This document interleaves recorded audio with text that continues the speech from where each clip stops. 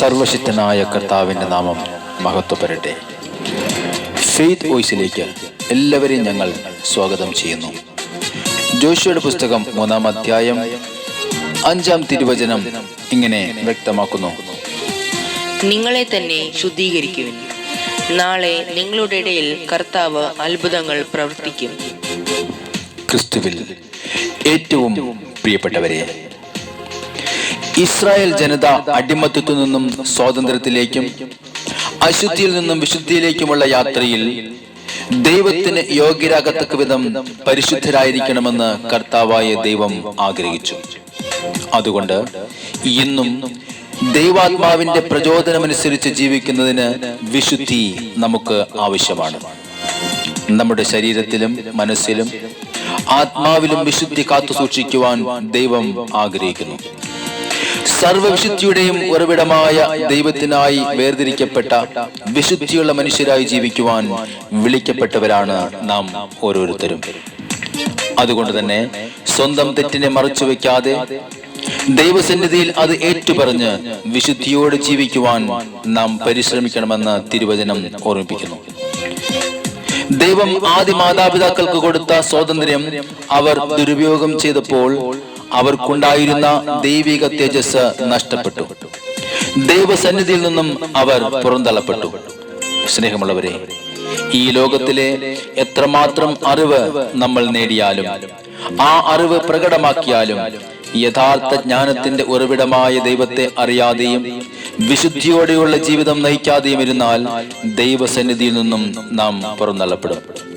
അതുകൊണ്ടാണ് വചനം നമ്മെ ഓർമ്മിപ്പിക്കുന്നത്: ഞാൻ നിങ്ങളുടെ ദൈവമായ കർത്താവാകുന്നു. നിങ്ങൾ നിങ്ങളെ തന്നെ വിശുദ്ധീകരിക്കുകയും പരിശുദ്ധരായിരിക്കുകയും ചെയ്യുവിൻ, കാരണം ഞാൻ പരിശുദ്ധനാകുന്നുവെന്ന് കർത്താവ് അരുളി ചെയ്യുന്നു.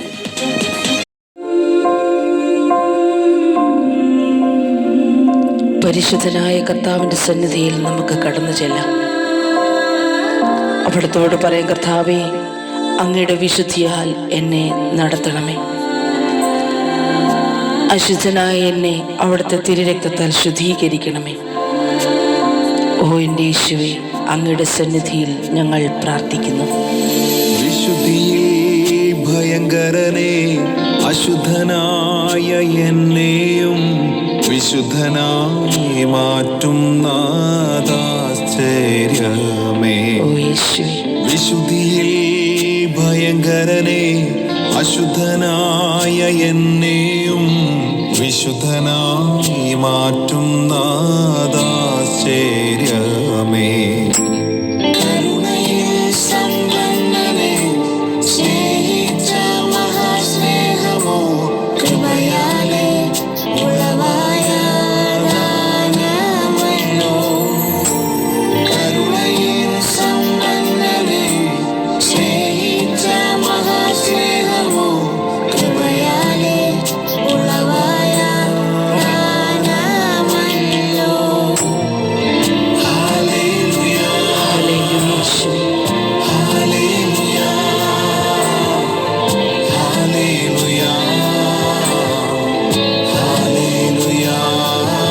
യേശുവേ, ആരാധന.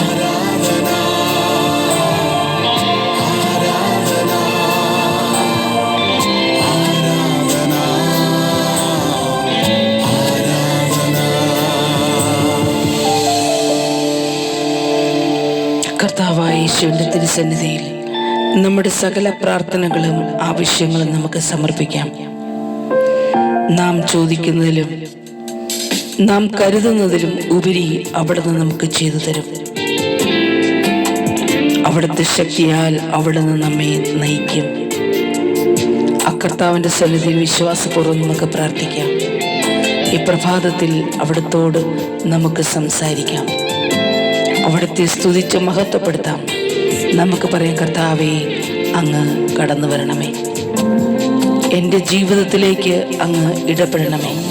തന്ന ശക്തിയാൽ ചോദിച്ചതിലും നനച്ചതിലും അത്യന്തം പരമായി നടത്തുന്നോനെ. ഓ എൻ്റെ യേശുവേ, നമ്മിൽ തന്ന ശക്തിയാൽ ചോദിച്ചതിലും നനച്ചതിലും അത്യന്തം പരമായി നടത്തുന്നോനെ. കരുണയും സമ്പന്നനെ സ്നേഹിച്ച മഹാസ്നേഹമോ കൃപയാലെ ഉളവായ ദാനമല്ലോ. ഓ എൻ്റെ യേശുവേ, കരുണയും സമ്പന്നനെ സ്നേഹിച്ച മഹാസ്നേഹമോ കൃപയാലെ ഉളവായ ദാനമല്ലോ. ഹല്ലേലൂയ, ഹല്ലേലൂയ, ഹല്ലേലൂയ, ഹല്ലേലൂയ, ഹല്ലേലൂയ. ആമേൻ, ഹല്ലേലൂയ.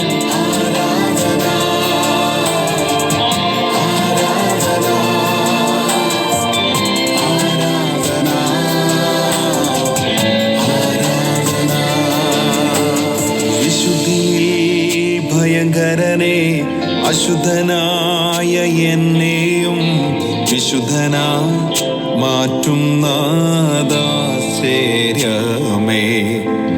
വിശുദ്ധിയിൽ ഭയങ്കരനെ അശുദ്ധനായ എന്നെയും വിശുദ്ധനാ മാറ്റുന്നതാശ്ചര്യമേ.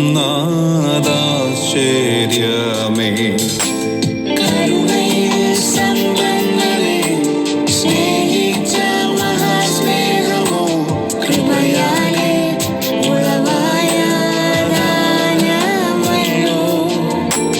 കരുണയും സമ്പന്നനെ സ്നേഹിച്ച മഹാസ്നേഹമോ കൃപയാലെ ഉളവായ ദാനമല്ലോ.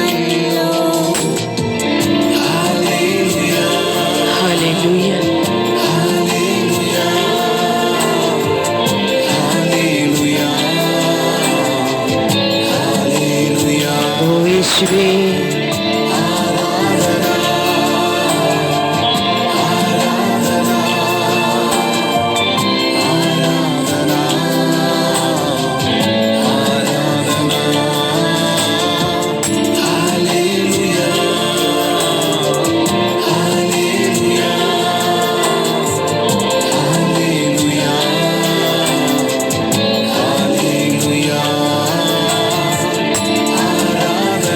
യേശുവേ ആരാധന. കർത്താവേ, അങ്ങേക്ക് ആരാധന അർപ്പിക്കുന്നു. യേശുവേ, അങ്ങേക്ക് ആരാധന. ഇന്ന് കർത്താവായ യേശുവിൻ്റെ വിശുദ്ധിയുടെ വസ്ത്രം നമുക്ക് ലഭിക്കുവാനും അതുവഴി നാം അനുഗ്രഹിക്കപ്പെടാനും ഇടയാകട്ടെ എന്ന് കർത്താവായ യേശുക്രിസ്തുവിൻ്റെ നാമത്തിൽ ഞങ്ങൾ പ്രാർത്ഥിക്കുന്നു.